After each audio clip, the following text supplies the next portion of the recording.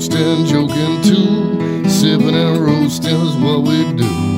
Light 'em up, drink 'em down. Whiskey and cigars all around. Cheers, y'all. Well.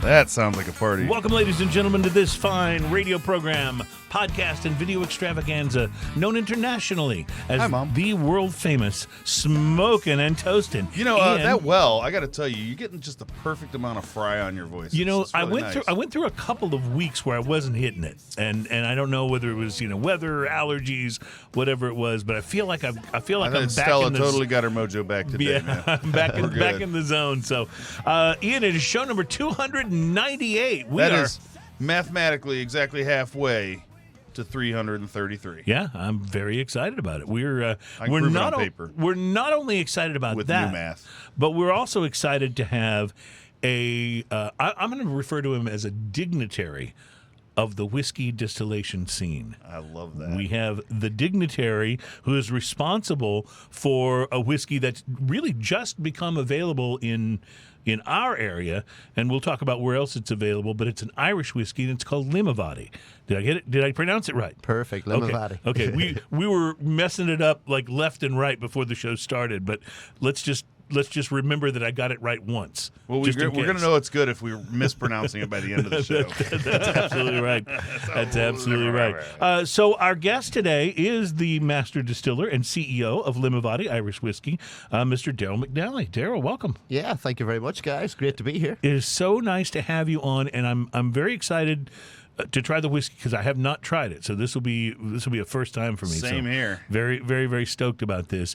But and we'll talk more about this later on. But you're not just some guy who launched a whiskey. You got a background in this distillation business, don't you? Oh God, yeah, 24 years now in total. But wow. I always tell the story. I say it goes back 48 years because I was born into an Irish bar. And I mean literally come out of my mother to an Irish family bar. So 24 years making whiskey, but 48 years in the trade. Yeah, I love it. Now, one of the things, I took a few moments to go and peruse your website a little bit.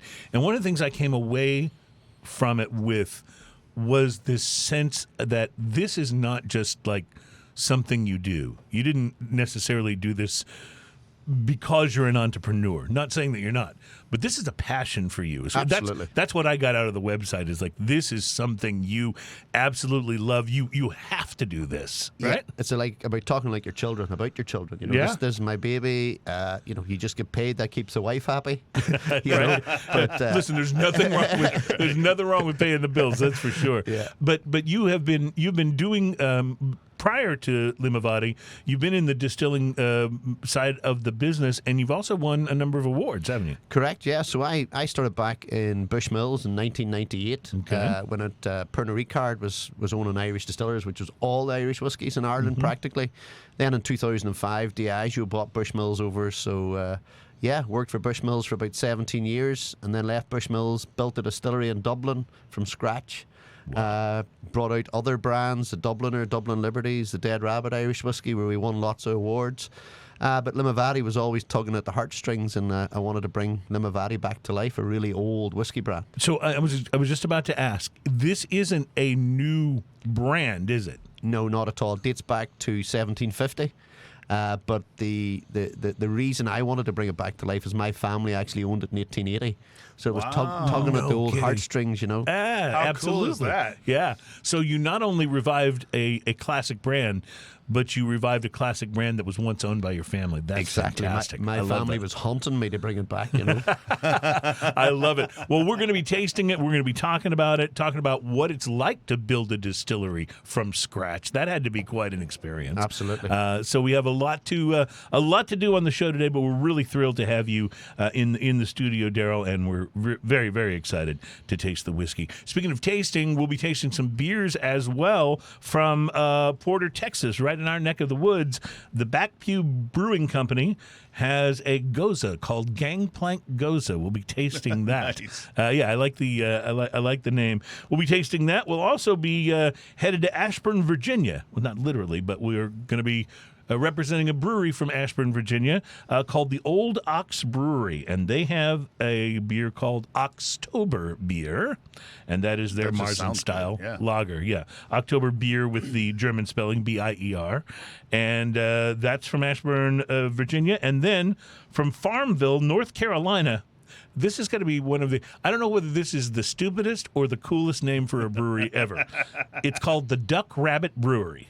I saw that. And we'll be tasting their Duck Rabbit Milk Stout. Duck Rabbit. Yeah, Duck Rabbit. I've heard of Someone Duck... likes hunting, maybe? I've heard of Duck Duck Goose, but I haven't Duck heard Rabbit. of Duck Duck Rabbit. So anyway, we'll figure that out. Maybe that's the So, flying rabbits. Hey, duck, rabbit. all that plus some LimaVady Irish whiskey. So we got a lot of good things to talk about today. Tell you about some cigars to watch for. And Ian is ukulele-less. Is that a word?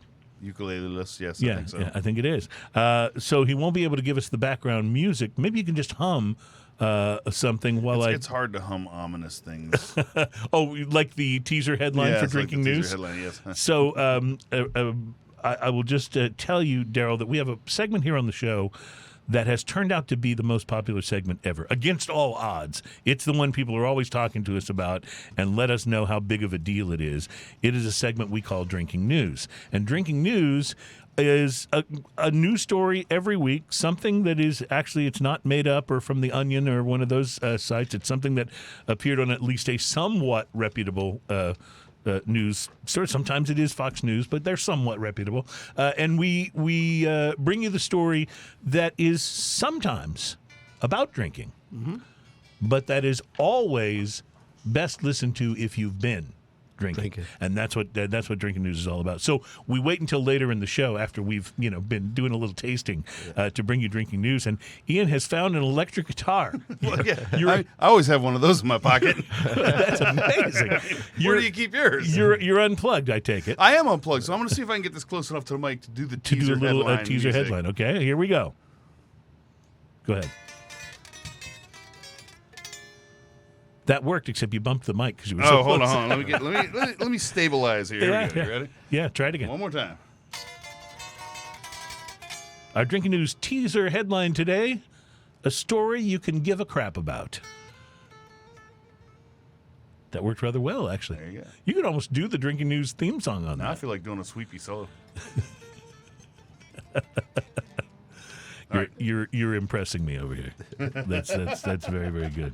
So a lot of interesting things to come on the show today, and really excited about LimaVady. This will be for both of us our first time to be able to taste this, so it's really exciting. Ian, do you have an opportunity? I know it's been a crazy day for you, but I bet you had an opportunity to smoke something Today has interesting. been a crazy day, but I did schedule. I have scheduled everything to the T today. Yeah, by I've the got way. one of those days going too. I did get it. schedule in smoking a cigar. Yeah? Which is funny because I usually don't schedule it as tightly as I did, but it worked out just perfect. I stopped by. You're a fan of saying that you can't hurry up and smoke a cigar. Right. I mean, when you smoke a cigar, that's time to sit and chill, and you don't have to worry about your schedule and everything else. Right, well, right. today I'm a little worried about my schedule, but I picked a cigar that was the right size, and I went up to Casa de Monte Cristo just a little bit ago, and decided to try the new. Well, it's new to me. It's not new. I think it came out in 2021, but it's the Aganorsa Leaf Rare Leaf Reserve. Oh, Have no, you I have had one heard of it. I have these? not smoked one, but I've seen them. All right. Well, let me tell you about this cigar. Okay.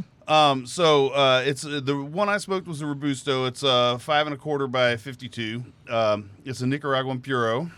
So all And tobacco. on I'll read a little thing that I just snipped it from Half Wheel, so I think this was Charlie. The Rare Leaf Reserve, a cigar that incorporates a cafe wrapper grown in jalapa, covering dual Criollo 98 binders taken from 2 different farms, as well as a filler made up of both Criollo and Corojo 99 tobaccos. So Nicaraguan Puro here. The appearance on this: light milk chocolate in color, with maybe a hint of red, maybe a little, just a touch.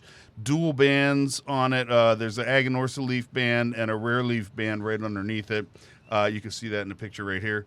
Oily and smooth, leathery to the touch. Small veins all throughout. Very firm feel, very, very firm feel on it. It's, you can almost hit somebody with it.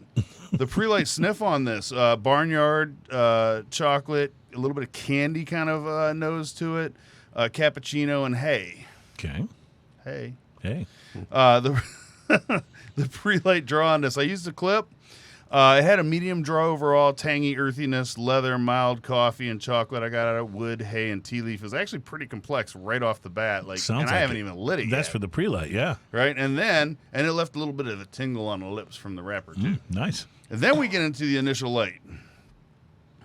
Are you ready for this? Lay it on me. I don't have a song for it yet. But I put this in all caps, so I want you to understand that when I read this, I'm reading in all caps. Nicaraguan Pepper Blast. Nicaraguan Pepper Now, let me Blast. explain what that means on this cigar. Mm-hmm. It starts off with spicy pepper stuffed with pepper, topped with pepper, with an underlying pepper and fresh-cut lumber that has been coated in pepper.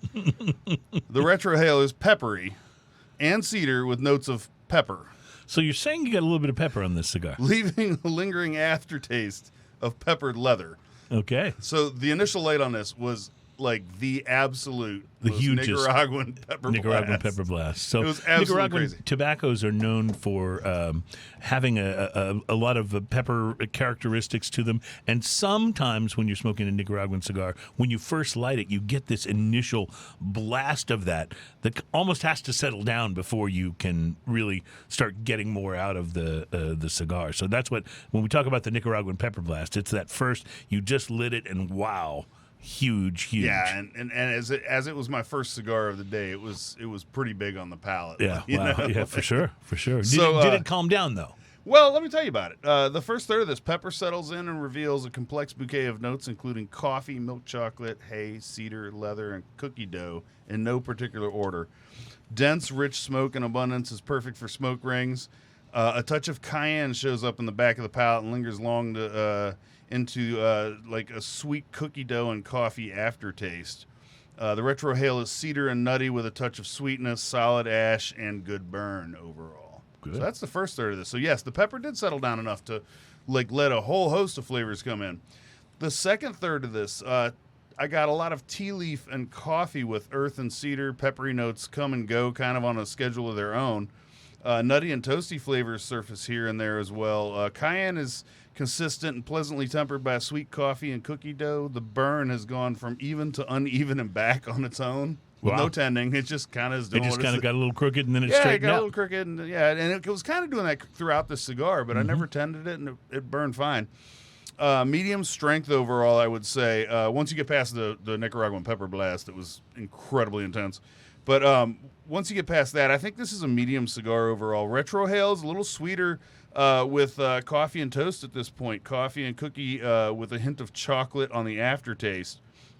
The aftertaste on this cigar was really nice. It just left this really lingering flavor, this sweet cookie dough and coffee with just a hint of pepper a lot of times. Solid ash, good burn. The last third of the cigar. Smoke rings are fun. You can see that in this picture right over here. Yeah. Or that one, perhaps. Well, no, he's not going to put it here. He's going to put it here. Oh, okay, gotcha. This is our continuing joke where our producer, once he puts the video up, everywhere I point, he's going to put the picture somewhere else. So I always look like it's wrong. That's Adam in the Cloud. I don't know if he's doing that. I need to watch it. I've listened to it, but I haven't Yeah. watched it much. Let's see. Smoke rings are fun and easy with the massive amount of smoke in each puff. Cedar dryness plays well with the cookie dough sweetness and hints of dark chocolate. Cayenne has all but disappeared at this point, replaced with kind of a leather and pleasant campfire note. The retrohale is sweet and earthy with toast and cedar. The aftertaste is kind of a chicory coffee and chocolate toast kind of thing going on. Nice. Solid ash, good burn. This You got a cigar- lot of different flavors in this one. I mean, this it was very this seems complex. like it seems like more even than usual. It was what you're like pulling out this of is there. the kind of cigar if you lit it in a casual situation, it would take your attention. Like it would just you Interesting. would have to pay attention to this. 'cause Nice. It's doing so many things. This cigar cost me $11.50, so it's not a cheap cigar by any means. It wasn't a particularly small cigar. It smoked for an hour, right at an hour, I think. Smoke time.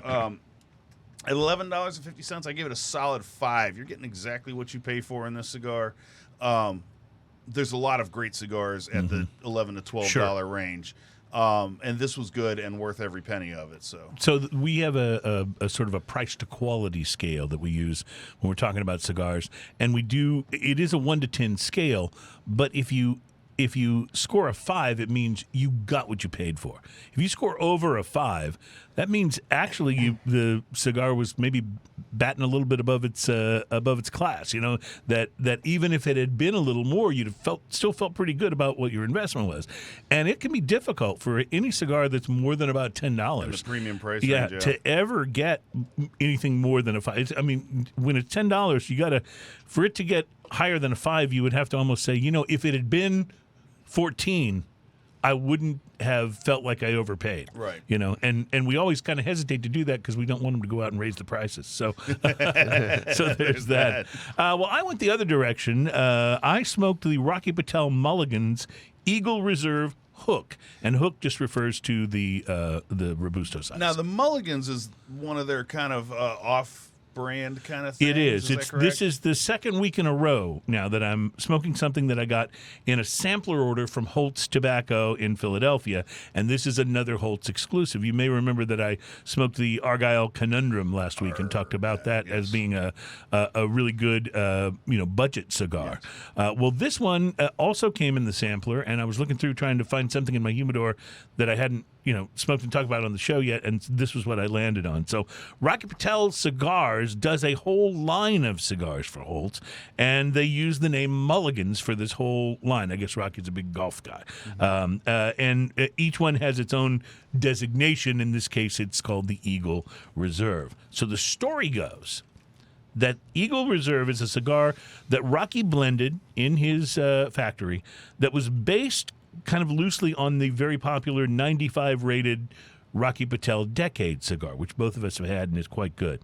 If the story is true, and I don't know that it is, but if it is true, he did such a good job with this blend, and it was so similar to the Decade that he was a little bit worried that releasing it would hurt the sales of the Decade, which kind of makes some sense. Right. So apparently he decided to sort of quietly ushered the Eagle Reserve out the door to Holtz as one of the cigars in the Mulligans line. It's a pretty good story, but if it's true, it does raise the bar a little bit for the expectations on this lesser priced cigar. Right? It's rolled with Dominican and Nicaraguan fillers, and it's was a pretty silky looking, for a budget cigar, Mexican San Andres wrapper.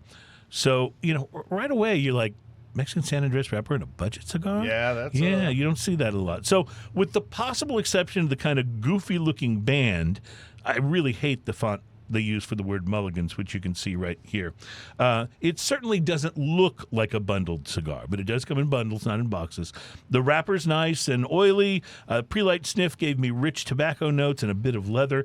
Cold draw, pretty much the same. So I used a punch, and I lit the foot of the cigar, and I was waiting for the Nicaraguan pepper blast, right?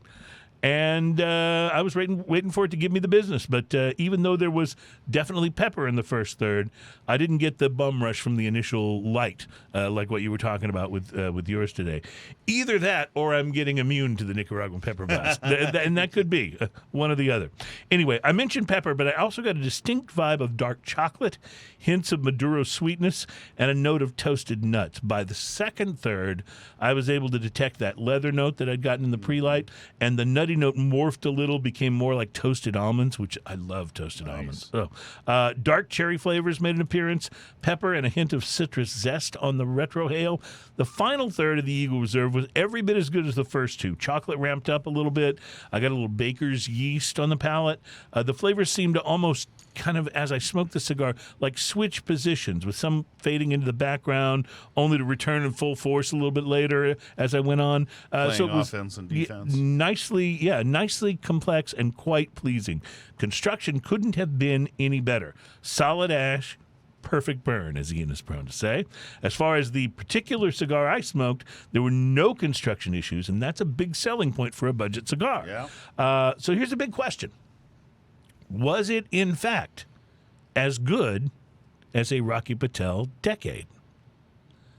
Believe it or not, I'm going to say that it was. Wow. I kept waiting for something in the flavor profile or a burn issue, something that would be my aha moment, where it'd go, okay, and that's why this costs so much less. But the thing is, that never happened. It didn't burn fast or anything? No short filler kind of thing? This medium-bodied cigar smoked almost exactly like a Rocky Patel Decade. In fact, one of the things I'm going to do now is go and get a decade Do the side by and side. do a side-by-side to Yeah. see how close it really is. But if you'd given it to me without the band, I want to see that day when you sit down and you have a cigar in each hand. yeah, and you're going one, You're two, going back one, and two. forth. You're gonna have to get a If straw you- for your drink. If you'd given me this without the band, the only thing that would give it away is the shape. Eagle Reserve is round, and the Decade is a Right, box it's always press, a box right? press, yeah. So what I'm talking about here, and my one caveat is that I'm basing it on only one cigar. Because as we know with lesser priced cigars, sometimes the quality will vary a bit more from stick to stick. But I'm basing this only on one cigar. Your mileage may vary. The reason that I'm going to be ordering a bundle of these right after the show is that I basically smoked a $10 to $11 cigar for just over $3. Wow. And I do reserve the right to smoke a few more, make sure the quality is consistent. But if it is, I have a new favorite in the budget go-to? cigar That department. sounds Yeah. good. Recommended, thumbs up, price to quality at $3 to $3.50 a stick, Lay it on me. $8. Wow. That's how good it was. That's huge. I mean, think about it. At $3.50 maximum, it smoked like a $10 cigar. That's crazy. So 8 on the price to quality scale. That's a huge I don't. score. Have I ever given an 8 before? I don't know. I Maybe I know one you've done time. a 7.5. Yeah, maybe one time. So anyway, And recently you did a 4.44. I do remember that. Yeah. And we're looking forward to show number 333. There's symmetry there. There's something that we really like getting about into those numbers over repeating numbers. Yeah. All right, we're going to take a break. When we come back, it's time to talk whiskey. We want to find out more about LimaVady, how this particular recipe came to be, what was involved in doing a whole build of a whole distillery from scratch. Sounds awesome. And then before too long, we'll be tasting some of the LimaVady. try some beer, We'll be too. right back.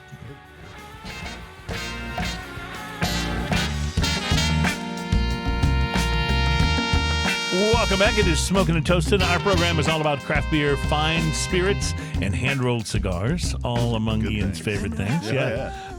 So welcome back to show number 298 with our special guest from LimaVady Whiskey, which we're going to talk about in just a few moments. But after 7 years, wanted to give you a little cigar news here.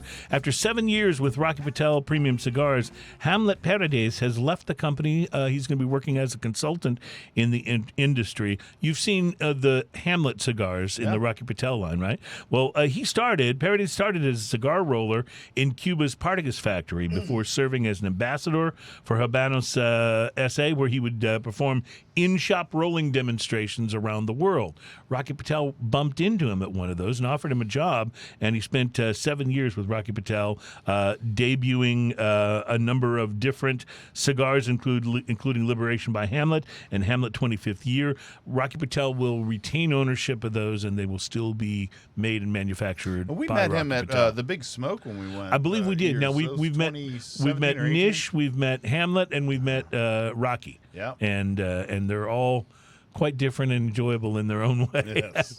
But yeah, that's kind of a big deal though, because what was interesting though is that Hamlet's cigars apparently represented only about 1% of Rocky Patel's total sales. So they aren't the most popular cigars in the lineup. They're actually pretty good. I've had a couple of them. They're Rocky actually Patel's quite pretty good. big. So if you're That's reaping true. 1% of Rocky Patel, you're probably doing. That's true, and Something. you're also competing with the Edge and the Decade and all of the extremely popular and successful cigars that he has. So anyway, kind of interesting to see a little movement in the cigar industry. Now, there's been a lot of movement in the last decade or so in the whiskey industry. Here in the United States, there are so many regions. Texas whiskey really has kind of become a thing over the last 10 to 15 years. It's got its own, section now in a lot of places. And its own sort of designation. Yeah. And one of the things, and we talked about this a couple of weeks ago, is that Irish whiskey worldwide has now moved to where it is outselling Scotch whiskey, gaining which popularity that big is time, kind of yeah. a big deal, because when you think of old world whiskeys, you have a tendency to think first of Scottish, but Irish whiskey has come on really, really strong. And of course, your background in it goes back to.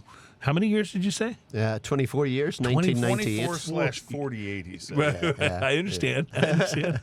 So you were basically born into the business, Absolutely. for lack of a better way to say it. And at what point in time did you start actually learning how to distill whiskey? Yeah. So born into the family bar, but sort of learnt the ways, pouring the most perfect pint of Guinness by the time I was 2, and knew the Nice. difference between clear spirits and brown spirits. But really, it was only after university I said to my father, "Hey, I've got a job at Bushmills Distillery." So my mum and dad weren't one bit surprised, because they said, "Yeah, we could see it coming." So Love it. so actually my primary degree was accountancy and corporate financial management, but that was way too boring for my personality. So to be a master distiller, you need to have a science background, you need to Right. have a media background and being able to talk to you guys, but also have the serious ability to make whiskey as well. So you need to have about 3 or 4 personalities, which thankfully I have. So it was no surprise when I started Bushmills as buying the bottles and labels and caps and corks, and then I got seconded onto a project which went really well. So the production director said to me, "Hey, what job do you want?" And I said, "What do you mean, what job do I want?" "Pick a job, because you really helped us out this last few years. You've proven yourself in the company. Pick a job." So I said, "Can I be the next master distiller at Bushmills?" I don't think he expected that. I think he expected me to stay in operations or something. So he went, "Yeah, okay, yeah, that works." Wow. And then it takes about 7 years to train to be a master I distiller. was going to say that Yeah. that's just the beginning, though, because you have Right. to learn all the stuff, right? Yeah, you have to then be guided by the master distiller before you, and then to get the title, usually to get the title, you need to be running your own distillery for a period of time. So at Bushmills, I ran a distilling team of 10 people, which is 365 days a year, 24/7. I had 2 warehouse teams: vatting, disgorging, cooperage, laboratory, all those good things, sort of everything right through before bottling. So it was a great learning curve, and I loved every minute of it there. Now, Nice. I want to come back to this, but I have to sidebar for just one Sure. second. You mentioned very early in this discussion that you, at a very young age, learned how to draw the perfect pint of Guinness. Oh, yeah. So, explain to us in just a few words, what is the perfect pint? What makes it the perfect pint? Perfect pint of Guinness, it should take about 119 seconds to do a perfect pint of Guinness. Not 120, not 115. 119. 119 seconds. Yeah, and then another 119 to drink it. I love it. I've got it down to right about 4.5. Actually. Yeah. But I'm not joking. We do Guinness races from time to time, and that puts me on the A team, but just because there's some faster drinkers than me.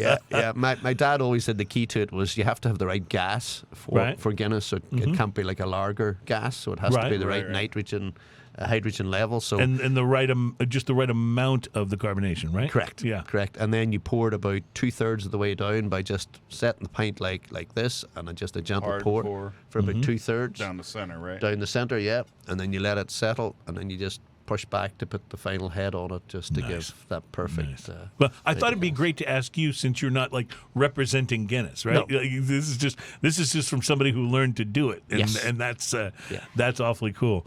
Well, so back to the whiskey. You were at Bushmills for how long? I was at master Bushmills distiller? for 17 years. Okay. Yeah, so I left on the 1st of April 2015. And that was because there was a renaissance of Irish whiskey. So I was getting calls almost every week or month saying, "Hey, can you help us design a distillery? Can you help us build a distillery?" So it was with a heavy heart I left Bushmills, because I always really wanted to end up sitting here today talking about LimaVady.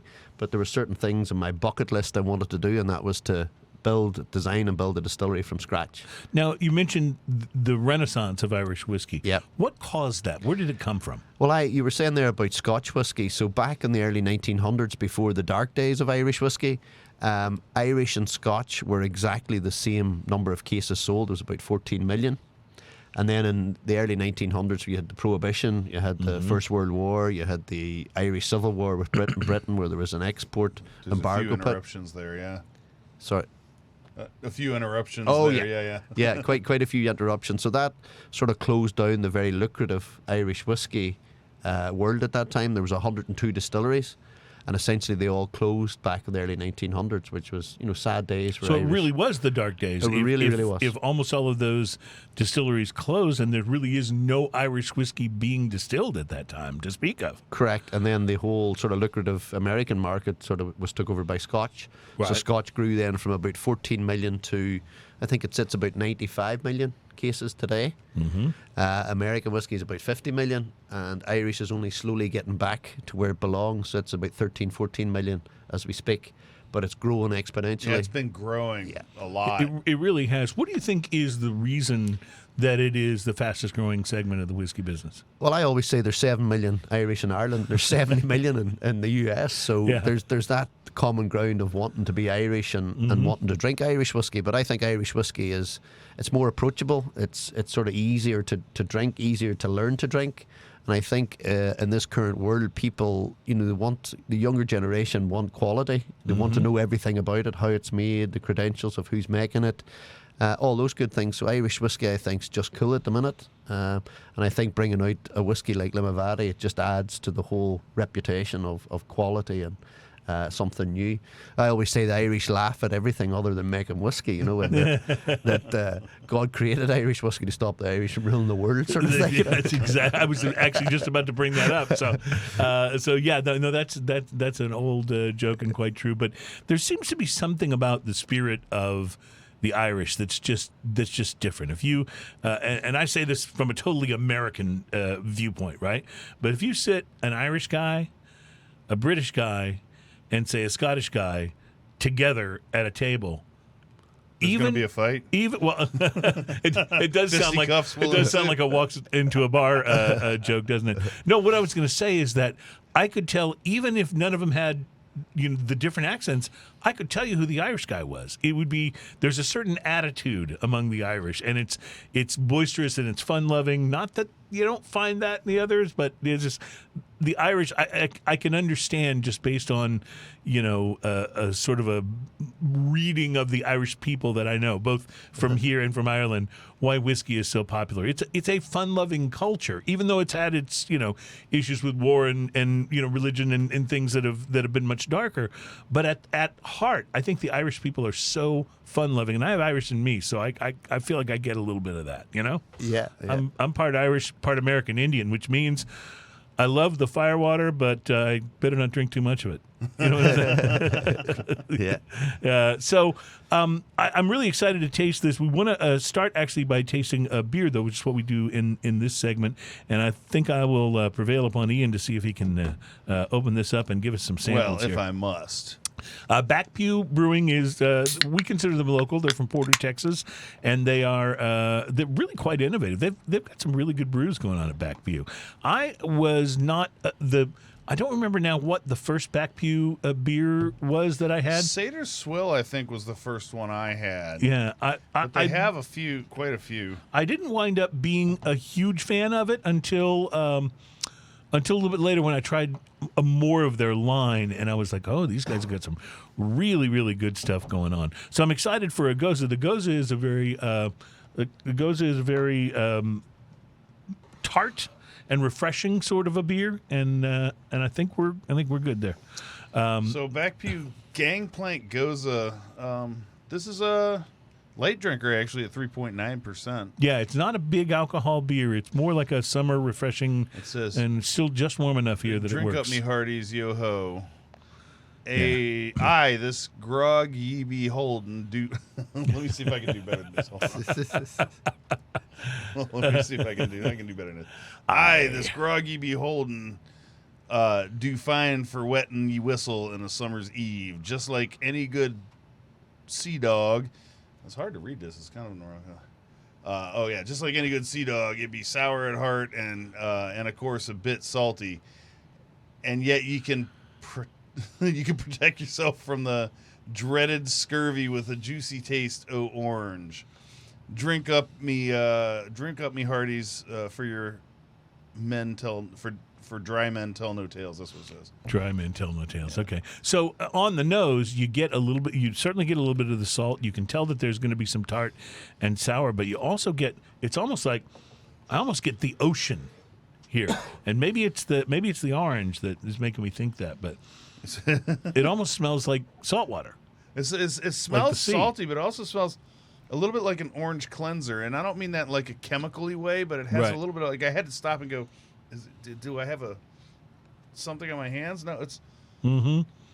It smells interesting. It's definitely there. That orange. I don't know what else to call it, but orange cleanser. But it's not on the taste. It it's not stronger than it tastes. Yes, exactly. You get more of it on the nose when you're taking a sip than you do actually on the palate when you. When I got to be honest. I think it actually falls a little flat on the palate. Mm-hmm. I agree. For all that it's got going on there, I wanted just a little more zip. How are you feeling about this? It's different. No, it's quite refreshing, but it is refreshing. Yeah, it's like tangerine. It's like a smaller orange almost. Mm-hmm. Yeah, I got to be honest. There's a certain kind of soapiness to this that I'm not really enjoying. Agreed. And it falls real flat on the tongue. Like, I poured it, and there was a bit of carbonation. There's almost none on the palate when you taste it, and then it has this, like I said, a little bit of a soapy kind of aftertaste that. We had a Gose about a month ago with I did not expect to like. It was a hibiscus Gose. Remember that? And it was delicious. I generally like Goses. Yeah, I do too. But this is falling flat. Mm-hmm. So, and I mean that both literally and figuratively. Well, although the artwork on it's pretty fun. It's, and I like the whole pirate thing. It's got the I can get down with the whole pirate girl thing. sitting on a pirate booty chest, with a pirate ship in the background, and a little skull, and bottles with the 3 X's on it, of course. I like the pirate But motif. you have to assume works it's for me. rum, right? Like, we put 3 X's on a bottle and a pirate You movie, that's assume gonna that be it's of rum. some Yeah, sort. you assume that it's rum. So when you decided to build your distillery, Yeah. the LimaVady distillery, is it in Dublin? Is that where you're located? No, sorry, the LimaVady distillery is not built yet. It's in the plans. It's in the Okay, plans. gotcha. So when I left Bushmills, I was asked to design and build a distillery in Dublin. So I've already sort of done that. Wore the T-shirt, ticked it off the bucket list, and we launched like 3 excellent whiskey brands with Dublin Liberties Distillery. But LimaVady was tugging at the heartstrings because of the family link, and Right. I'd hit about 45, 46 at that time. Now, And we talked about this. Did we talk about that on the show with the family link, or was that before the show? Did we? No, it was in the. That was in the first segment. Yeah, of in the the first show. segment. Yeah. Mm-hmm. That's awesome. That Well, it really is. And so when you built this distillery, you said about 3 different brands of whiskey were distilled from there. Yeah. And then you haven't built the actual LimaVady yet. No. So where are you distilling what you have currently? Yeah, so I being one of 3 master distillers, sort of know where all the good liquid hangs out, sort of thing. It's like skeletons in the cupboard, Yes. So I was able to source quite a bit of liquid to keep us going. But bear in mind that although there's maybe 30 or 35 distilleries in Ireland now, a lot of the liquid's coming from the 3 main distilleries from the past, and it'll remain that way for maybe 5 to 7 years before they have their own liquid coming through. So this is sort of how would you say, it's a stepping stone into going from 3 distilleries to maybe 35, 36, 37. long-term project. It's a long-term project. So LimaVady, it's like I went for planning permission about 6 years ago, so it's something that doesn't happen overnight in Ireland, getting the bureaucracy and red tape all sorted out, and planners trying to be distillers, it's a bit of a nightmare, but we're getting very close. I have a lot of the groundwork done, so hopefully we'll dig a sod very soon.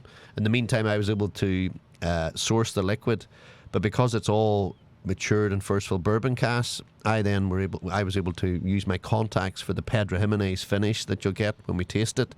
So it's really, you're not doing the distilling piece, but you're really doing everything else sort of after that. And then the distillery comes afterwards, like putting the cart before the horse a little bit. I understand. But you're actually taking the juice, you're finishing it in the right kind of cask and the right kind of aging. Correct. And you use bourbon cask and then sherry cask, is that right? Then PX, which is Pedro Jimenez, which is a really sweet sherry. And that's where you get all those sort of mapley wood notes is from that? Absolutely. When you taste after, you'll get lovely spiciness. You're talking about peppery, Little pepper, spicy, chili, and then the PX brings out that sort of longer, dark summer fruits, sweetness sort of at the tail end, and enhances the maltiness. So hopefully we'll pick that out when we get to taste. I was going to say we need to move this show along and get to the whiskey portion. No, that is really just so cool, and I think that it's actually smart you're doing it the way that you're doing, because obviously whiskey has to age for a little while before you can put it out there, and so you've not put the cart before the horse. You've started the process. Now you're going to hopefully get to build your own. And if you're getting a hold of facility, if you're getting a hold of a good liquid that you're sourcing, and you have a good source for that, and then finishing it yourself, that's worth its weight in gold. Because then you can push some revenue while you're building. Correct. And that's a huge thing.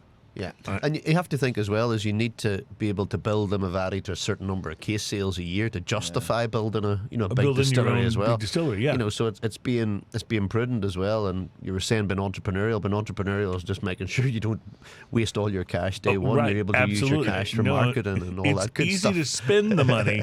It's getting the return that's the challenging Correct. part. Yeah, no, 100%. Now I want to ask you a question. I'm going to tell you in advance. You don't have to answer this. Sure. You can pass on this question if you want to. No harm, no foul. Okay? Yep. Conor McGregor's whiskey. Yep. Why is it so awful? Oh, that's a good one. Yeah, without dropping any colleagues or anything in it. So, yeah, proper 12. I think it was designed to be a blended whiskey of high grain content and very low malt content. With LimaVady, it's 100% malt, because to me that's the super premium. Speaking our language here. Yeah. 100% malt with a first fill bourbon cask only use. I sell on the second use. I don't use it the second or third time, so you get 100% of that spicy vanilla and then flicked into Pedro Jimenez.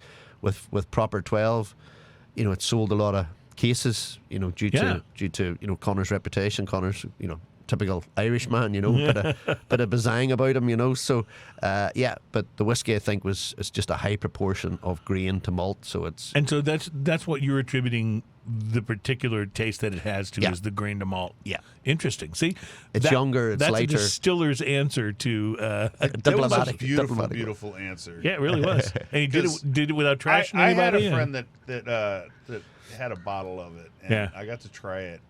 And the more I tasted it, the more things I could find wrong with it. Like, it just kept going. It was one of those things where, and I probably poured myself this much. And I just, every sip I took, I was like, and then there's that. And then there's that. And young was a big thing. It's very young. Like, very young. And bear in mind, there's not a lot of whiskeys you've ever had that you didn't like on some level, right? Yeah, I mean, it has to be pretty bad. Like, I had someone had a bottle of T.W. Samuels at one point in time, and I watched a review of that, and the lady reviewing it said it tasted like a sidewalk, and I think she's pretty close to real on that. I don't have. How does that get bottled? I don't understand it. But anyway. Well, that particular whiskey is about $9 for a bottle. So wow. There's been a few I've tried that are bad. There's the bottom shelf, and then there's the stuff that's just in a box in the back of the warehouse, right? All right, we're going to take a break. I'm getting more and more excited about doing this actual tasting, so let's get a step or two closer to that. We will be right back. It is Smoking and Toasting, and we're not far now from tasting LimaVady whiskey. Awesome.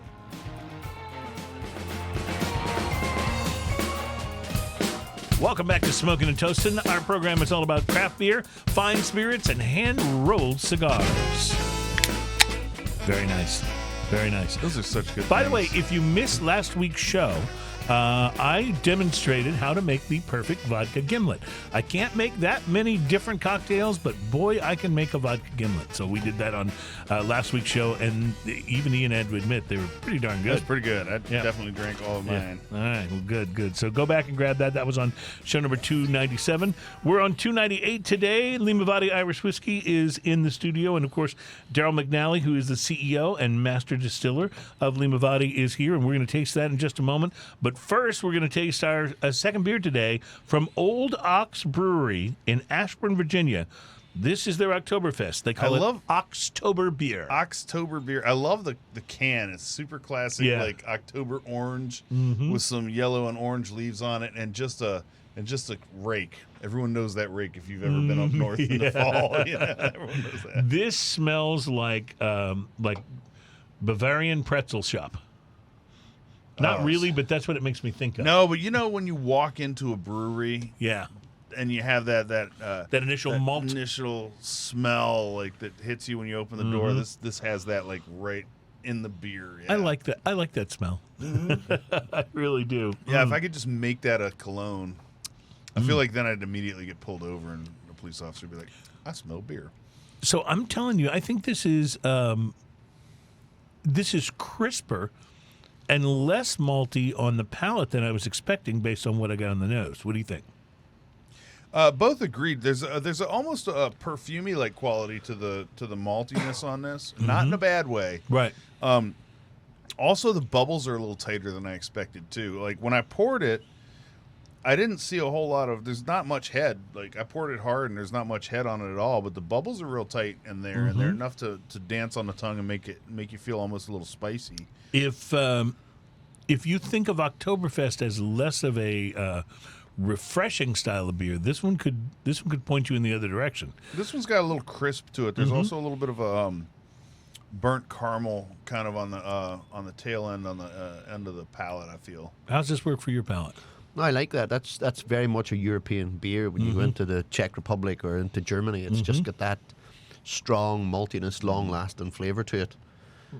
You can be sure that if you drink enough of those, that somebody will be tapping you in the shoulder. This one's coming in at 6%. Yeah, so it's I thought that was much higher. Obviously, we know in Ireland that Guinness is quite popular. But what are the other styles of beer that are popular in Ireland right now? Yeah, there's a lot of craft beer scene like IPAs, but a lot of the Irish tend to stick very closely to their brands, like the Heinekens and the Guinness and the Tennants and things like that. It's very much sticking to brands that you know, but then you have the younger scene coming through, loving the craft scene, the craft beer. That's kind of the way it is here in the States as well. We just the United States is where the craft thing really kind of blew up first, and I think it has become more and more of a thing in Europe as it's gone. But it's very interesting. It's interesting to see the European countries in general, like actually starting to copy American styles or American versions of the old styles and things like that. It's kind of fun. And although they really shouldn't have messed with barley wine, like American style barley wines, not so much, man. But even Guinness has opened up a brewery here in the States, and they make beautiful beer. Like some of their beers are so good. So this seasonal Oxtober beer is a Marzen-Style lager, very clean, smooth, and malt forward with rounded malt sweetness accompanied by a nice biscuit and toast accents, pleasant hot bitterness. I'm going to put pretzel in there too. There's a little bit of that pretzel dough kind of thing going on. There's not a lot of other information. You know what it tastes like when you actually bite? Oh, this is funny. When you bite the little chunk of salt off of the pretzel, that's what it reminds me of. It's just I don't know what you call that, but like if you get like a doughy pretzel and you just bite the little salt piece off of it. Is unusual in today's age. This is something we would have seen 20 to 30 years ago. But you know what is on this right here? Find us. It has, of course, the Twitter and the Facebook and all that stuff, right? It has their telephone number on it. Oh, wow. On the can. Well, you don't normally see that. You're absolutely right. You're absolutely right. Like, who does that? Have you ever tried to find a telephone number for a company? Oh, yeah. I don't see a phone number on the LimaVady. I had to call Sennheiser. Did you see his expression? I had to call Sennheiser last week to good luck with that. To trade in my to get a warranty on my wireless. And man, it took me almost an hour and a half to find a phone number. And once I found it, I got a hold of a really nice guy. Yeah. But it took me that long just to find the phone number. Well, nobody wants to answer the phone these days. Oh no, not at all. They all have these systems that I think they're designed to infuriate you so much at how difficult it is to actually get through to a person. You know what my favorite one is? That you give up. You know what my favorite one is? Yeah. My internet's not working. So you call your internet company, and what does the hold thing say? You can reach out to us online. Oh yeah, of course, to solve your problems. Of course, if my freaking internet was working, I would do that. Why would I be calling an internet company if my internet was working. That's a good point. All right. I'm old now. We're going to take a break. When we come back, it is whiskey time, and I am excited. LimaVady Irish whiskey is up next, and we're going to let Daryl do the honors of pouring. So, Smoking and Toasting, episode number 298. We will be right back. Woo.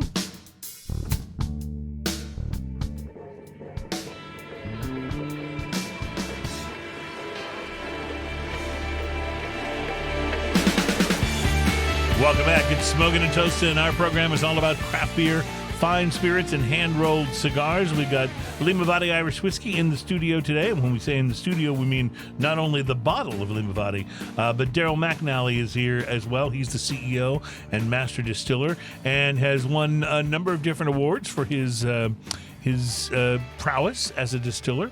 So we're really excited about being able to taste this. This has just become available recently. Correct. Here where we are. Is it, what about the rest of the United States? Is it like a Texas exclusive thing right now? Or are you breaking out state by state, or are you everywhere? Yeah, last year we did 5 states up to Christmas, sort of late, sort of September through to Christmas. We did 5 states.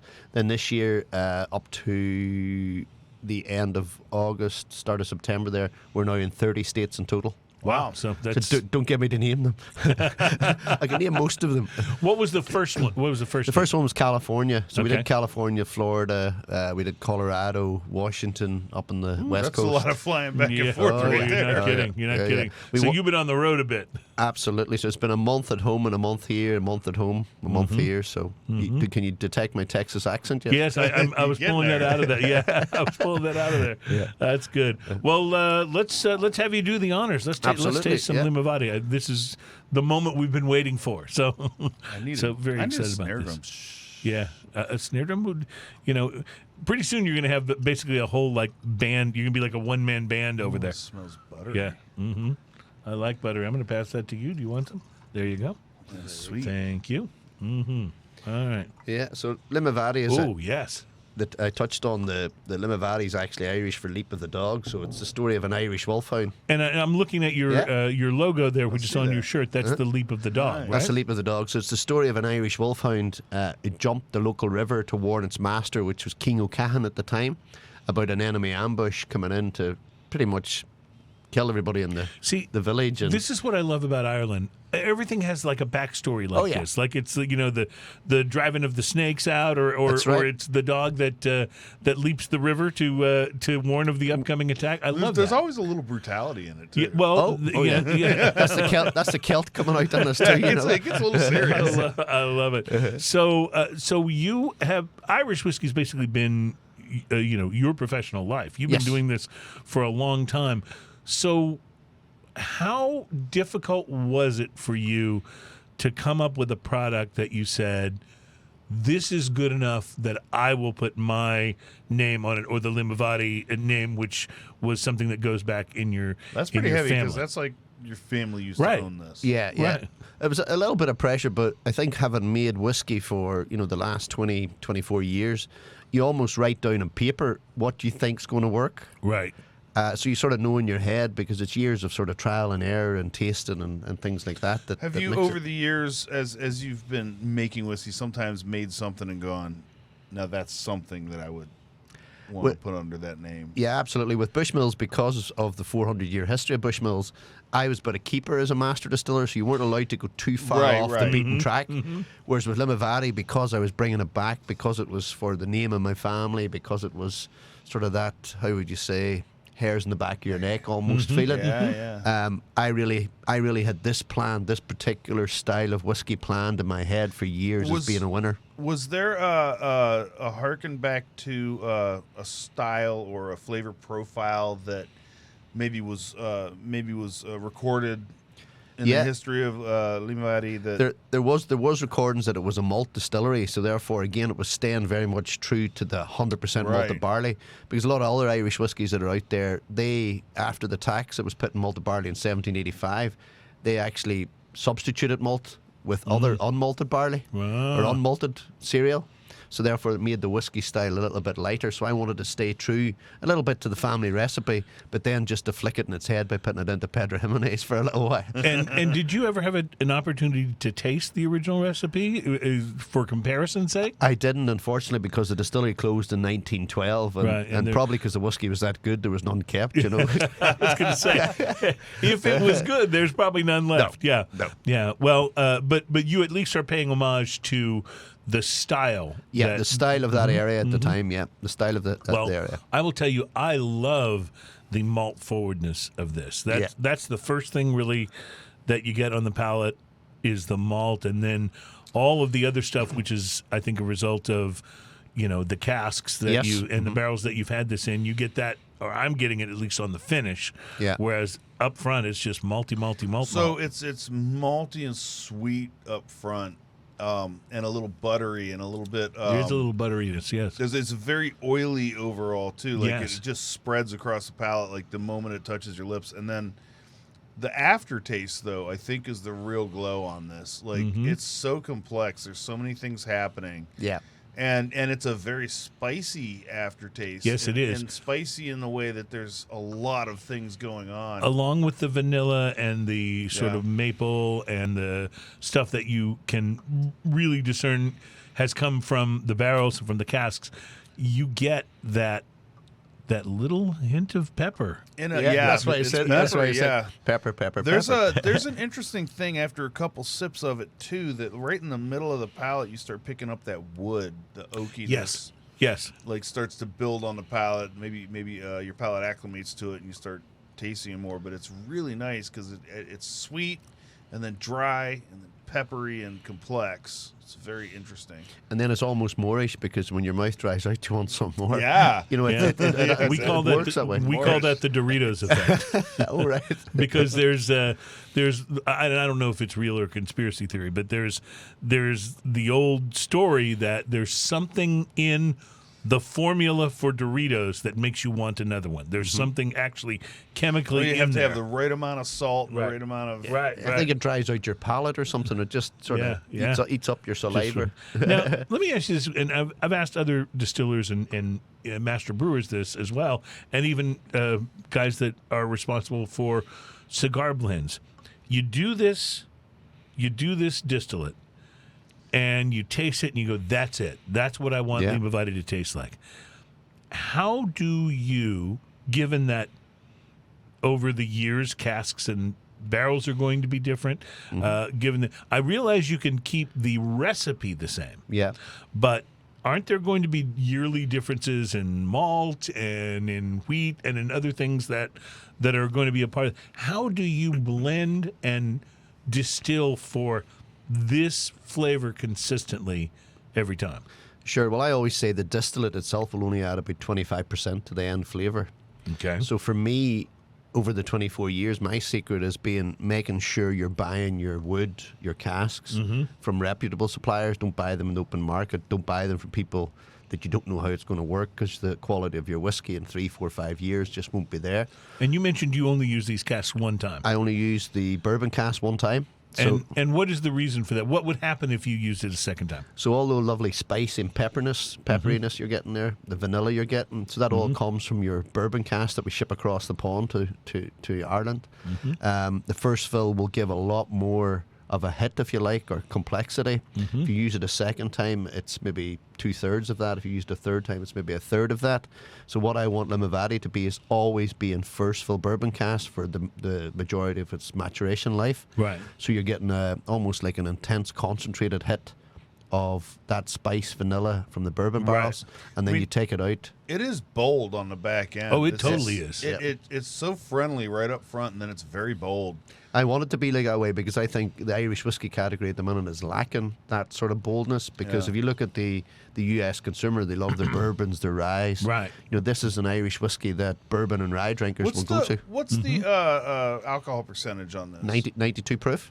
Okay, so it's a little bit overproof. And because a lot of times it's not that I seek out necessarily overproof, but I find that I like a lot of overproof because I like the bolder, bigger flavor. And it definitely is bolder. I mean, if you take a look at some of the overproof whiskeys that we've had on the show, that's the one thing they all have in common is the boldness. The spice profile in this makes me think very much of like Four Roses. Right. Okay. Yeah. Whiskey, because Four Roses can have that kind of peppery spice thing going on, and But there's still- almost a little baking spice kind of in there as well. That's very complex. And But interesting. the pepper, though, doesn't take over. That's what I like about it. I'm still getting the vanilla notes. That's my favorite thing about whiskey is the vanilla and the maple and the wood.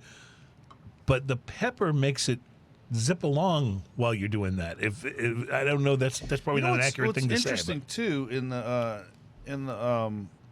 oak barrels is there's no real smoke in this. I don't really get In smoky Irish, profile there's at no all. smokiness. There's no smokiness at all in this. This is zero Because peat. sometimes I'll get that in whiskey, and it's not that they smoked it, but the barrels will tend to have that char / smoke kind Yeah. of thing. But I think Right. you lose a lot of that in the first fill. Yeah, but do you not think after the second or third sip there, you're getting a lot more of the Pedro Jimenez coming through? You're getting less of the spice. So on the tongue? it tends to calm down a little bit. Actually, Yeah. what's happening is the spice seems to move forward in To the the palate tip of your just a tongue. little bit, and a little more towards the middle. I still like the front of it. That's just buttery and sweet. And, It's like Werther's original sweets. yeah. That butterscotch. So, Daryl, what does a bottle of this retail for? Yeah, most it retails about $49.99. We wanted No to keep. kidding. We wanted Wow. to keep. We wanted to Worth keep it. it below the $50 because again we wanted to play in an area where the main consumers can actually try this. The bottle itself, is quite unique with the blob. Mm-hmm. Again, I go was back. going to mention that, and you have an interesting kind of cork design going Yeah, on. there. Vanillock fitment. Yeah, Fascinating. So you call that the blob? Is what you That's call that's the it? blob. Yeah, The blob or Yeah, the bob? yeah, so The blob. So the Blob. blob. Gotcha. the blob. Kirk It's, pops in. we found an old bottle dating back to the 1800s, so I wanted to keep it as close as possible. I love it. Very And cool. then you see little bits of bubble frit. I've got a funny story. A friend of mine's from Florida says, Daryl, I think your bottle's substandard. I said, you stick to your computer programming. We paid extra for that. It's like on. It's like when. That helps make it float if it falls into Right. the ocean. Exactly. It's kind of like when people who are, recording a song on an all-digital workstation add in the sample of a scratchy record from the old days to make it sound warmer and more. Yeah, absolutely. It happens all the time. So I just want to point out, too, on the bottle, you can see the LimaVady, the dog Yeah, the leap of the jumping. dog. Yeah, the leap of the dog. And the then, four-leaf clover. And then 1750, was that when the original The LimaVady was? 1750 was when the distillery actually opened for the first time, which Yeah. makes it one of the oldest. That's a long heritage. Yes, It's you're her- not kidding. yeah. You're not and kidding. that makes it one of the oldest in Ireland, which again keeps the history and heritage and authenticity of the brand coming through. Yeah. The fact my family owned it in 1880 and the fact that I'm bringing it back to life is just, just makes it special for me. It's not a new kid in the block. Right, You right. know, that's the way I look at it. Yeah. This is my leap. Yeah, this is my leap. Nice. It's So the love return, Yeah. the return of an old friend. I like just it. like the leap of the dog, I took my leap of faith and left the big players to do Love my it. own thing. Love it, and we're glad you did. It's very, very good, and we're gonna recommend it highly. I think I think your price point's exactly right. Yeah. I think that's exactly where it should be, and The it's four-leaf fabulous. clover, the four-leaf clover is quite fun as well because I didn't want it to be too leprechaun-y. I didn't want it to be too Irish. I wanted to stand up for itself. You So don't the- want it to be stereotypically exactly Irish, right? Exactly. Yeah. So Yeah, the four-leaf clover. There's only one four-leaf clover for every 10,000 shamrocks, and it's a sign of really good luck. So the four-leaf stands for love, luck, honesty, and faith. I don't think I knew that. I love that this bottle has such an old school feel to it. Mm-hmm. But then you have these real clean, Yeah, real clean labels lines, on modern it looking, and everything. yeah. It's a really, really fantastic blend. Really is. Yeah. I think Really of is. Nicely style. done. That's the way the labels were for the old revenue, the old customs, the old authorities, if you like. So I wanted to keep that same clean Nice. sort of That's look cool. to it. And it has that I just tore it off kind of thing going on. Yeah. Cool. All right, we're going to take a break. When we come back, we'll be sipping more of the LimaVady, and we're going to get into a little thing we like to call drinking news. That will be coming up next. News.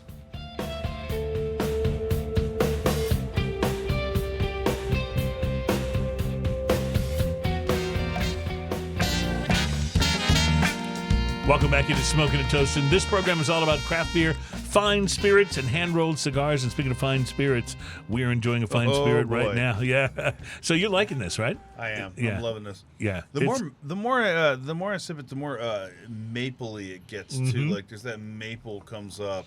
Well, I just think I know. And you mentioned the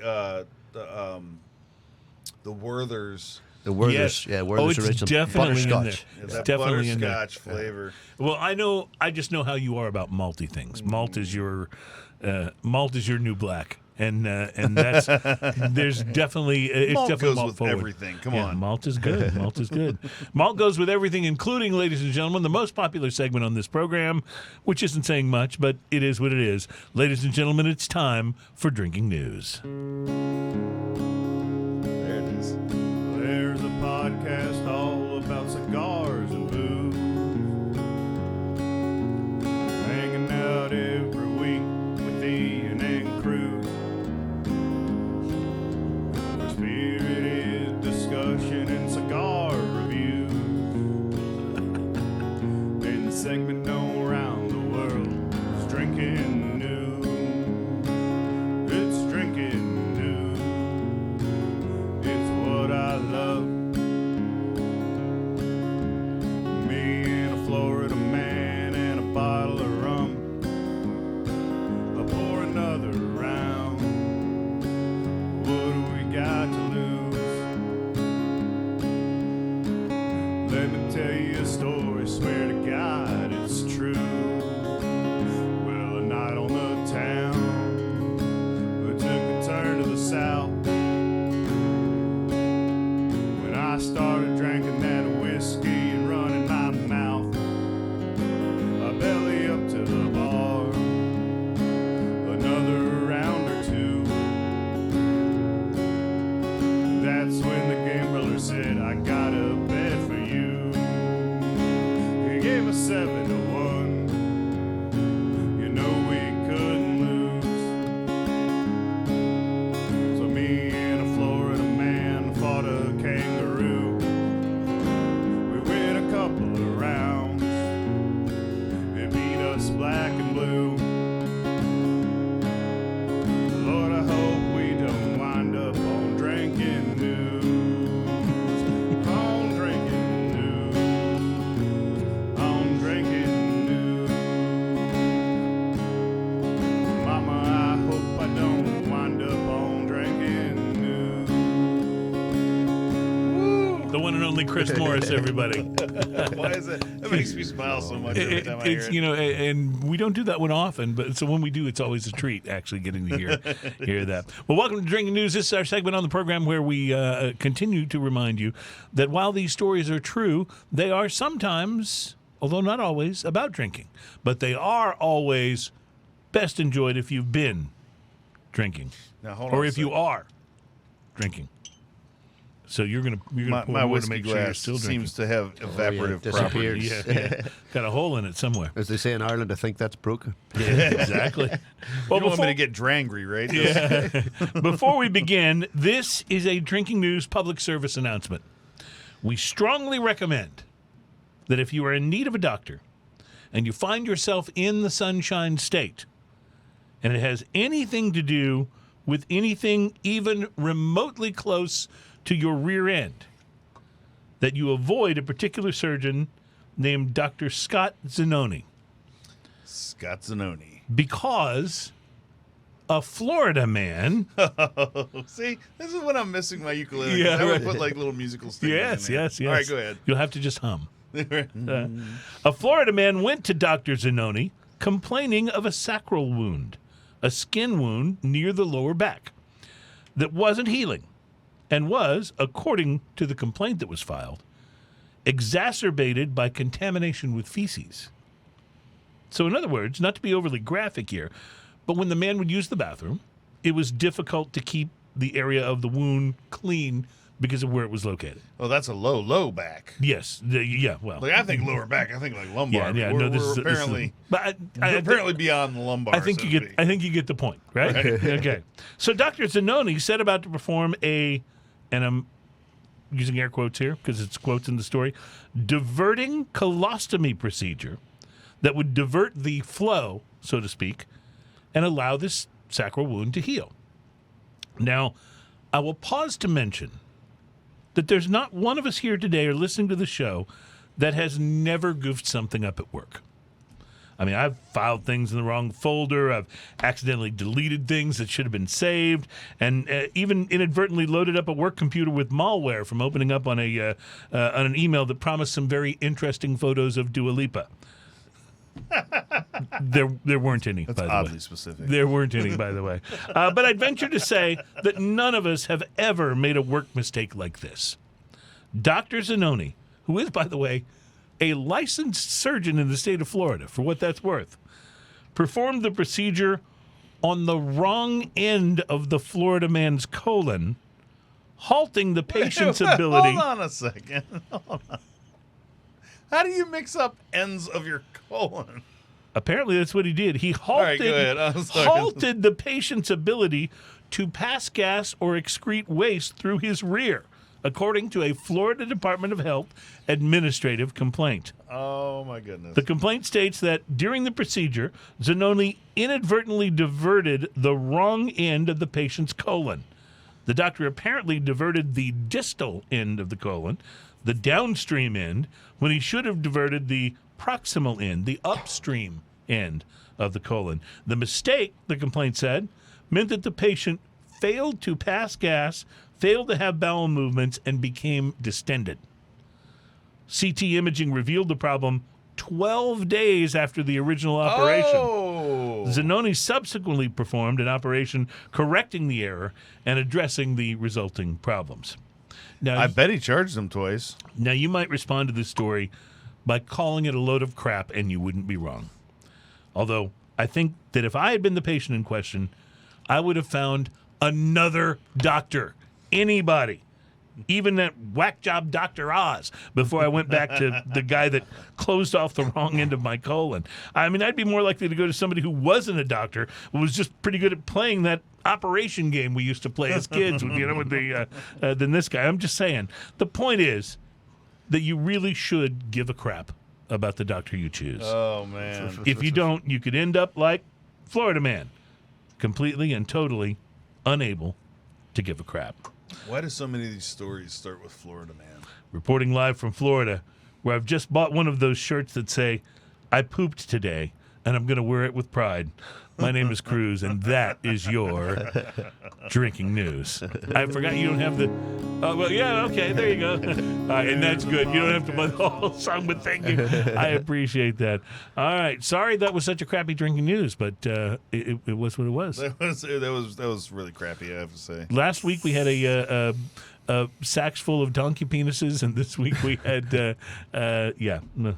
it is what it is. Drinking news is going down the toilet, I think, is a good way to put it. So I mean, last week you're lowering the bar, because last week Yeah. I was like, where do you go after sacks of donkey pieces? yeah, well, this is apparently There you where have we it. went. Yeah, it was a rough story. You'll have to go back and hear the hear it. So- And there was a lot of story. There was a little bloated. I don't even know where to go with that. But I will admit, though, that I'm having a little problem with my cup here. It does have rapid evaporation. Evaporative properties. So, also realize I didn't pull out the beer for this segment. So let me just duck down into my bag. Excuse me while I whip this out. Dun, dun, dun, dun, dun, dun, the duck rabbit. What I love about What the What duck is this on the label? That man? is a duck rabbit. Show it to the camera. Show it to the camera. That is a duck rabbit. You can see both the. Sorry, Josh, Is it I duck can't even milk or describe rabbit this. milk? You just have to look it up. Duck rabbit. The Duck Rabbit is the name of the brewery, and it's the name of their Duck Rabbit Milk Stout. And Duck rabbit is apparently the dark beer specialist. apparently, Do you happen to have an opener over there? I might or I might not. See, my opener lives in the case with my ukulele, which I always should have bring. known. I might have Except to for run out today. To the, I might have to run out I to do not have one. I can use the edge of this table. Don't think I won't. and we'll give that to you to take home with you. That is your own thank you. official smoking and But toasting. first, We will use it for we the have to use it for duck rabbit milk stout. Look how weird that is. Duck rabbit is very bizarre. There's something about it. As soon as I saw that, I was like, Was oh. it Bloom County that had the basilope? do you know what That this was is? Yeah, fantastic. yeah, that was the basilope. Do you know yes. what that there means? It says, do you see a duck or do you see a rabbit? Oh, it's like a Rorschach test type of thing, Right. right? Yeah. Okay. Which do you see in a And duck it or a determines rabbit? your personality, Yes. allegedly. My personality sees yes. 100%. That's yeah. It's such a I bizarre see a beer. drawing. It's almost like creepy. Mm-hmm. Duck rabbit. It's very Yeah. dark. Yeah, it is very much like the basilope or the what is the jackalope, The the Texas jackalope. jackalope. So, yeah, That one probably needs Thank a little you. bit more. yes, as that particularly one came because out a that's little mine. foamy. So I'm noticing as you are pouring, there is a good, It's highly good solid carbonated. head on this. So this looks a little like a Guinness, just in terms of color and the color of the foam. Yeah, you got a lot of foam there. Yeah. Yeah, there's no way to pour this without a ton of foam. Like it just came out that way. I mean, that did look like a Chris hard pour, didn't it? The Duck Rabbit Craft Brewery in Farmville, North Carolina. What else does it say on the bottle? It says proudly handmade in small batches. I can see both the duck and the Says, rabbit, but I will say I saw the duck according to the first. I don't Surgeon know. General, I women don't know should what not that drink means. Do you know which one's alcoholic which? beverages. I haven't looked at the personality trait, but Yeah. you can look it up after. Right, Yeah, what do you yeah. see first? I see the I Loch see- Ness duck. I see a little more beer left in this bottle. Okay, well, now it's time to do That makes me some an optimist, tasting. right? Yeah, that's right. This foam is not going away either. No, it's, like, it's very solid. It's definitely just still sitting there. Oh, But I'm getting a little bit of there's a smoky yeah. and a tangy at the same time. Weirdly enough, Okay, this is really good. there's a chocolatey. You get a big Smoky. chocolate and coffee. Yeah, you getting the smoke? Smoky, right? yeah. Kind of like a smoky chocolate and coffee. Definitely the chocolate. It's like a cigar room when you go into it first. I mean, which is something I I did come love. from a cigar room Yeah. like right before I got here, so maybe part of that might be me. Might be you. Oh no, it's in the beer. That's a smoky beer. Wow, Very smoky beer. milk stout. I didn't expect that to be smoky. Yeah, so that means they're using, if it's a milk stout, they're using lactose, right? Yeah. So I don't get a lot of the lactose. Like usually Well, the they milk have it stouts highly will- carbonated though too. Right. So I think the lactose, which makes it generally a little bit more creamy or a little Mm-hmm. more velvety, I think is being offset by it's highly carbonated. Like It really is. very dancing. on much the more tongue. so than most stouts I think I've ever had. As far as a stout. Although It's like a Guinness- coffee stout. Guinness can Yeah, be very it's carbonated. very coffee forward, Yeah, coffee and chocolate. It also has a thinner mouthfeel than I was expecting from looking at it too. Right. But in that way, it reminds me of Guinness, both the carbonation and the thinner mouthfeel.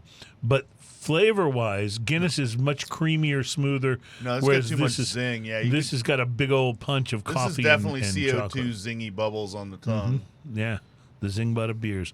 I like it, but I don't know if I would I want a six-pack of it. I would probably like this a lot more poured into a pint glass and let it sit for a few. Let it like open up a little bit. Some of that carbonation ease up. I think that would and warm up a little bit too. It's also I think a little too cold. I think if this was served, in the 50 to 58 degree temperature range, it'd probably be a little more palatable overall. It's good though. I like think it you the way made it is. I do like it. I don't think it's going to replace Guinness, but I do like it. It's What styles of beer are you a big fan of? I like lagers. Lagers? Yeah. Just for like summer drinking. If you could call Ireland having a summer right enough. But that's neither here nor there. that's Oh, I mentioned to your you summer earlier- is June 3rd through June 7th, right? Yeah, that's it. Okay, Yeah. that's Plus it. two, I two mentioned- rainy days and a bit of snow in between. I mentioned to you earlier, and you looked at me with a little bit of alarm that you missed the heat. Yeah, here. Oh yeah, no, we had a hot summer. Yeah, like very it's hot. cooling down now. Just so Yeah. you know. Oh, wow. This is one of the few places in the world where, and I'm not kidding about this, I had several people come up to me last week and go, "Oh, thank God it's cooled off." It was in the It's 90s. still in the 90s, Yeah, it but was it's still in the cooled 90s, off. but it Wow. had cooled off. Most of our summer was in the low hundreds. Yeah, It yeah. was- and brutal. It and was a have big you one. noticed that our humidity is somewhere hovering between 78 and 87? Yeah, yeah. Yeah. Well, I just It's seen been today that kind of 98 Fahrenheit when we were talking in the car, and I said, "Oh my God, spot the Irishman," you know. You're not going to get chapped lips here. Yeah. Yeah. Well, I am actually a very big fan of the whiskey. I think it's Thank absolutely you. delicious. Thank you very much. And I love all of the complexity that you get out of it, and it's just, I'm hearing you saying that this complexity is really all from the aging process and All the the barrels aging that you and, use, and right? the barrels that we use, yeah. Right. And the balance comes from that as well. You know, the mix of the spiciness and then the lovely sweetness coming from the PX. So let me ask you this then because this has always fascinated me. There's got to be huge competition among the different distilleries in the world, and there's more coming out all the time, right? Sure. There's got to be huge competition for the right barrels. Like, what do you do if you can't find the barrels you want? That's a and huge problem. How do you find the barrels you Yeah, want? that's a huge problem. The bourbon barrels, I think, for 2023 will double in price. So essentially, you have all these new distilleries in Ireland, maybe not so many in Scotland now, but you have all these distilleries essentially looking for the same quantity of ex-bourbon barrels, which is going to be a real problem. Do you think it's helpful, though, that there's so many distilleries opening in the United States at the moment? Yeah, it helps, from the amount of bourbon barrels, but I think there with the glass find problems, the there was a right glass ones, problem there in the US, and therefore then the bourbon wasn't been disgorged, so therefore the barrels weren't been available, so therefore it was demand and supply. Oh, wow, okay. So it just had an on effect right through. So you It's mentioned. unintended consequences on that one, right? Yeah. Yeah. So you mentioned you use the barrels once. What happens to them after that? Is there any use for them after that? Oh yeah. I sell them on to other Irish distilleries who will use them a Well, second I think time a lot or of third time. Scotch doesn't mind using second fill barrels and third fill barrels. because Right they up to want- sixth. They want just a kiss of flavor on there to finish it or whatever, not necessarily big, Yeah. strong, Right. bold They're stuff. not necessarily looking for as much as you've got here, Yeah. but they'll take that little kiss of it, like you said, Ian. So, Right. Yeah, and as for the Spanish barrels, for the sherry barrels, they're really difficult to get. You know, so you need to have relationships there, which I built up over 24 years. from That's being at nice. Bushmills Yeah. and all of that. So, what is your favorite whiskey that you were responsible for at Bushmills? Oh wow, at Bushmills. Well, I always, when somebody would ask you which one of your whiskies do you prefer, Bushmills, I always say you wouldn't ask the father which one of his children he prefers. Right. But I always would have said the 16-year-old was quite a needy child. You know, it was that's the way I get around it. Yeah, I like it. Well, this has to be. Do you consider this one your crowning achievement? This has been, you know, my life of what I wanted to get to, if that makes sense. You know, you were working for all the Diageos and Pernod Ricards of the world, but to actually bring out a whiskey under your own name and under your own steam, if you like, is pretty a exciting. dream come true. Yeah, pretty exciting. And to partner with Whistle Pig then as well is, you know, Congratulations. very good. And so tell me about that partnership. What does that involve? Yeah, so Whistle Pig found out that I was looking to bring out my own family whiskey, so they said, we'd love to partner with you. You'd like to for LimaVady to become, if you like, or Irish whiskey, if you like, as such. You know, they have Whistle Pig, which is very much a rye. They have Piggyback, which is rye. They've just brought out a bourbon Yeah, recently. they just put out a bourbon. Yeah. Which is it's exciting. Yeah. So this is It's a their 6-year bourbon, is that right? it's a 6-year, yeah. So it sits very much with Piggyback rye, Right, Piggyback bourbon, and then LimaVady is their Irish child. Nice. I This love is it. fantastic. Did you try the whiskey after the beer, by the way? I didn't, It but I'm just about brings to. an interesting, there's a hint of chocolate that pops up and a minerality that I wasn't noticing in the aftertaste as much. It's really Always kinda interesting. quite lovely. Yeah, it's always interesting and usually good when we go back and forth. We've like had that. some rare ones that weren't. that but didn't that's work, an yeah. interesting. But it's interesting. The old guys in Ireland would have had a stout or a Guinness stout, which was in a bottle, which was very much like this consistency rather than the Guinness we know, and always would have had a whiskey with it. Yeah. So maybe those old Irish guys that would have sat in the bars maybe They knew more knew than we something. thought. You know, I I've think run they were across, very wise. I've That's run what I across think. some great whiskey or spirit and beer pairings, and one of the weirdest ones, but it's so particularly good, is a good rye whiskey with a good IPA. Yeah. But not like an over the top crazy IPA, but a good But it has to be a rye. Yeah, it has to be rye because, like, if you try it with like a regular bourbon, it's just not going to work. But the rye whiskey, like the pairing that I first figured out was Bell's Two Hearted Ale that I was drinking, and then I saw Basil Hayden rye on the shelf, and it was brand new. I hadn't tried it, so I was like, "We'll try it." And I was like, "What is going on here?" You know, like sometimes you find those pairings. It's really, really nice. Yeah, Well, I agree. I actually did a whiskey.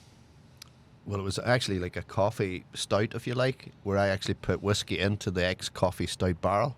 Oh, nice. So I would have give them my bourbon barrel. They would have put their coffee stout into it for a period of time, especially very high strength. I had brought that back, put And my then whiskey return- back into it. Oh yeah, Pretty cool.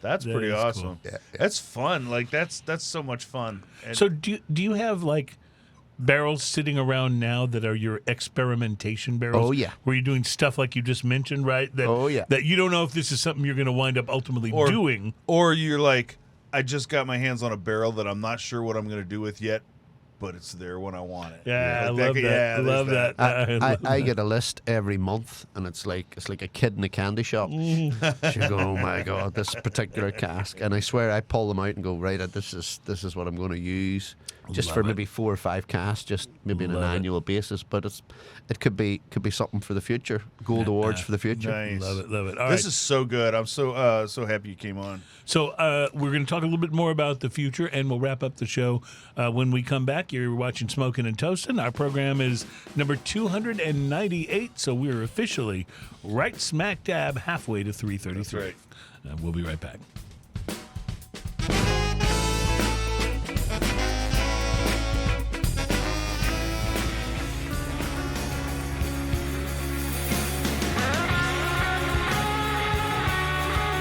Welcome back. It is Smoking and Toasting, our program all about craft beer, fine spirits, and hand-rolled cigars. So, Ian, I'm looking forward at the calendar.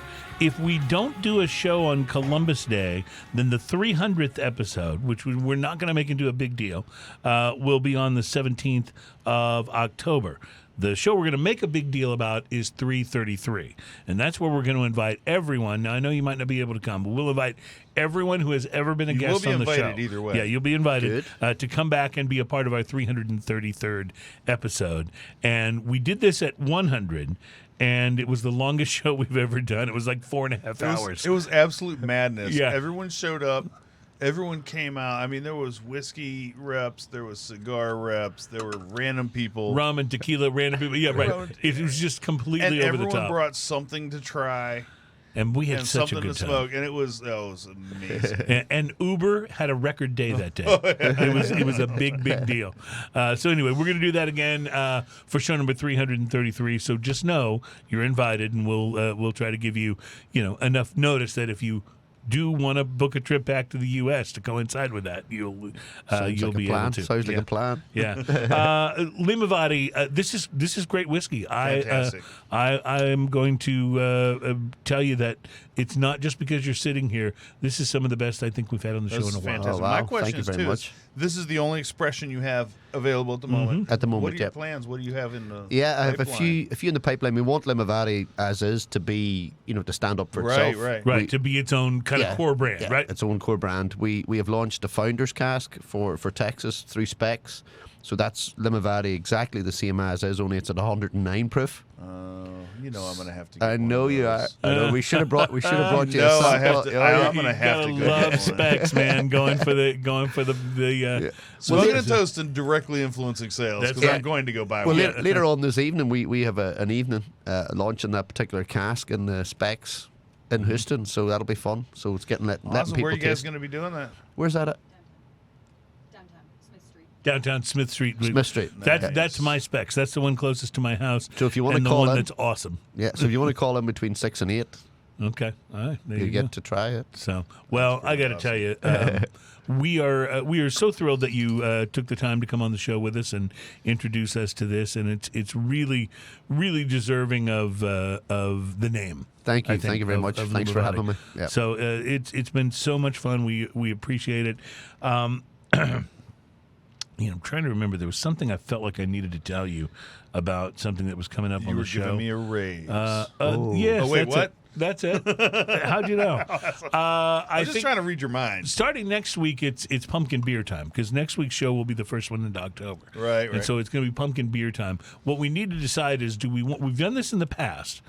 We've done a pumpkin beer blind taste test. Yes. Do we want to do that again, or do we want to just feature some throughout the month of October? What do you think? I think since we've done the blind tasting, and I haven't seen a whole lot of new ones come up. I've seen a lot of the same seasonals come up, and there's a bunch of great ones. But I think let's feature a couple every week. Okay, very, very I think good. a couple every week is an easy one, and we're still cutting out tons of them. Right. If we find something particularly outside or particularly awesome, I think we can definitely feature that. Do you want to wear a costume for the Halloween show? Who says I'm not in a costume right now? I look just like everybody else. And just one more preview thing for you, ladies and gentlemen.